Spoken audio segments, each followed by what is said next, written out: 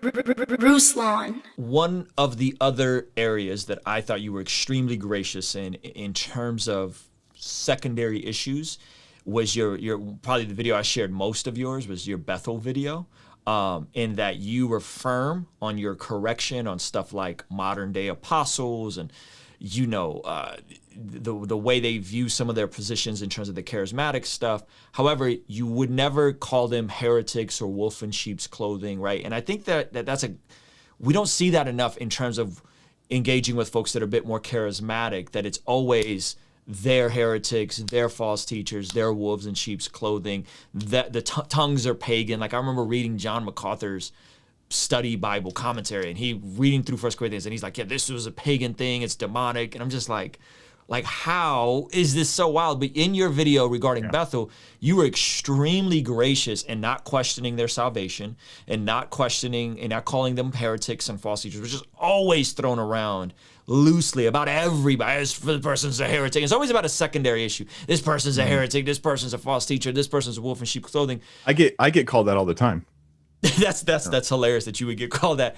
So in terms of secondary issues, the charismatic side, you believe in the gifts of the Spirit, right? I believe in the gifts. I call myself charismatic with a seatbelt. That seatbelt is the word of God, right? So I'm all like for all of them, but I'm not going to jump out the window and just ignore things the Scripture is clear on regarding tongues or prophecies or all these different things. Can you just share a bit of your heart in terms of extending grace on some of the more charismatic stuff, and that you're charismatic, but probably not as charismatic as people would assume when we use the word charismatic? Yeah. Well, let me tell you a story. Okay. True story. I love stories. When I was a kid, I don't tell too many stories from me being a kid to protect some of the people involved. But when I was a kid, I had a friend who their family took me to a very charismatic church, a Vineyard, and I loved it. I loved it. I was like maybe 13 or 14 at the time, and just barely a new Christian. Didn't know anything. Didn't read the Bible. Didn't go to church on Sundays except when my buddy and his family took me to their church. And they were charismatic at the time. At the time, this particular church was charismatic with no seatbelt. So they were trying to get the entire youth group, which is where I was attending, right? Get the whole youth group to speak in tongues at the same time. They were trying to get you to twitch and shake. Oh, God. They were trying to get you to pass out and fall over. Yeah. And here's the truth. I wanted God. I was sincere and totally ignorant of just about everything, right? But I wanted God. And I remember just thinking like, God, I want that. I want to speak in tongues. I want to fall over. Now, somebody would look at that crowd and they would think, Mike's a false believer because he's part of this crowd with these weird practices going on. When I went up and got prayed for so that that I might pass out, they would have thought, that's demonic. That's actually demonic. And they wouldn't know that inside of me was a genuine heart that really wanted to know God, totally ignorant, totally not paying attention to the Bible, never reading it at the time. I was just like barely Christian, you might say, and or typical teen, one or the other. And I remember going up and no, I did not speak in tongues at that time. I got up and I stood there being prayed over, and I stood there for so long waiting to like pass out. And it took tons of courage just to get up there in the first place, right? And then the guy next to me who was like, there's a guy guarding you. He's there to catch you, right? Maybe they'll touch your shoulder so that you'll know that they're there. And he just started sighing. He's like, It didn't he's work. like, this is taking way too long. And I became very self-aware and embarrassed. And so I just checked to see if he was there. And then I just like pretended. Oh, you faked it. You faked it. And so then he lays me down on the ground. And I remember this story because he lays me down on a mic cable that's swirling across the stairs and it's going right over my cheek. And I'm laying there and I'm like, this is really hurting. It's like slowly burrowing into my skull, And so finally I do this. I don't know what to do. I'm so awkward here, right? At the same church, the first time they served communion, I thought it was a snack, right? They gave communion. Gosh. I took the bread and just ate it. Yeah. And then I looked over and saw everyone still had theirs and was like, oh no. Messed up. So I don't know anything, right? And I'm laying there. And so I open my eyes and I quickly just go. And I move over so I'm not on the mic cable anymore. Yeah. But here's why I tell that story. I was ignorant, yes. But I wasn't insincere. And I was in a relationship with Christ, as baby as I was and as clumsy as I was for years. I think that there's a lot of very sincere believers in very charismatic, even hyper charismatic churches that are just doing what they think they're supposed to do to try to be connected to the Lord and be near him. And I think that if you look at them like that, it makes a lot more sense than if you think that when they're speaking in tongues that it's devil's language or something like that. They name the name of Christ. They've got the essentials of the faith. For the most part, they do. Even Bethel, I didn't see a false gospel in Bethel's teaching, not that I'm aware of. I listened to prepare for that message. I listened to 60 hours of Bill Johnson's teachings. Okay, I did not hear a false gospel when he rarely spoke of the gospel, and it was rare. It was sad how rare it was. But when he spoke of it, he spoke of the true gospel. So what am I supposed to do? Like, I don't want to take a non-essential and make it essential, and then I demonize a large portion of our Christian brotherhood. I don't want to do that. That's good. I had a similar experience, except I actually fell out, and it was real.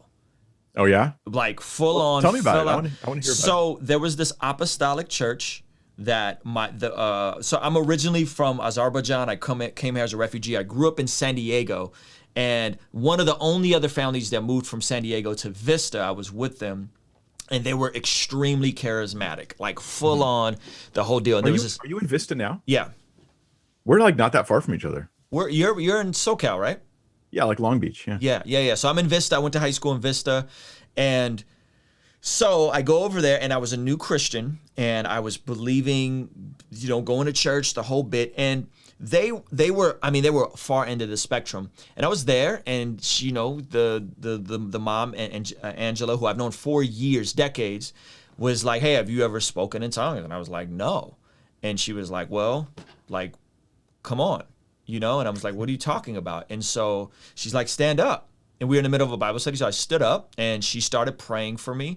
And then Andrew, her son, walks up behind me with a pillow.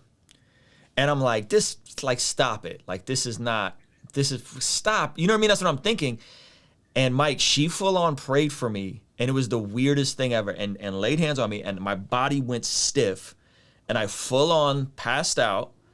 And she put her hand on my face, and she said, "Speak, child."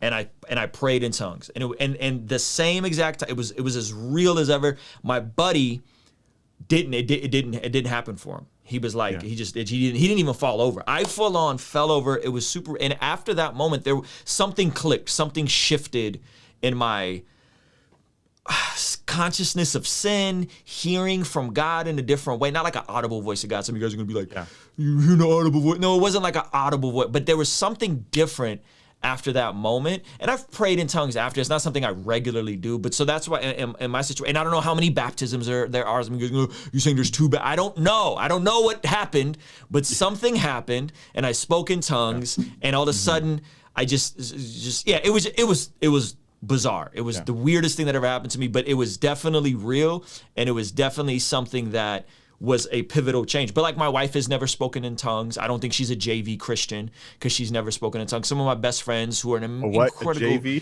JV Christian. That's how they frame it, is like, if you don't speak in tongues, you're kind of a JV Christian, right? Like, you don't have the full gospel or the full. Let me just say this: I believe your story. I don't have a theological reason why I can't believe your story.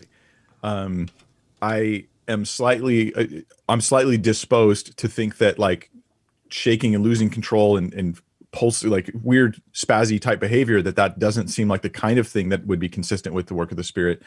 The whole slain in the Spirit thing, like passing out, that kind of thing, I admittedly go, that seems a little strange to me, but it doesn't mean that it therefore is something God can't do. Okay. So I hear your story, and I go, I don't have a good enough reason to just discount everything you've said. I'm going to trust that. I've spoken in tongues, not with interpretation, but in a way that was very powerful in my life and very needful in the moment, with real spiritual blessing and benefit that happened right then at the time. And so, but at the same time, when I've had people ask me, like, I was criticizing, and understandably, and I think rightly, a charismatic leader for some things he did, and me and him got on the phone, and he asks me, "Do you speak in tongues?" And you know why he's asking me that, right? Oh, because are you a JV Christian or not? Are you a JV Christian? Yeah. And so I just told him, I said, "I think it's abusive that you even just asked me that."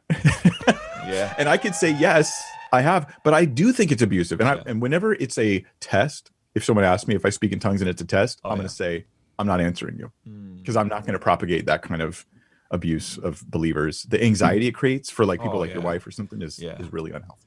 Give Mike a sub if you aren't already sub. If you're a sub on my channel, I don't know how you're not subbed to Mike Winger's channel. Go subscribe, show him some love. I'm so grateful for his voice. Hopefully this was an encouraging, empowering. If it was, give this video a like, subscribe, all that good stuff. Pastor Mike, thank you. This was incredible. Joshua the king came down and bore it all. Yeah, conversations front of the fireplace. All of my mistakes, how do I erase? Wanna operate at a higher pace. Birth pains causing the body to dilate. On a first name basis with the worst.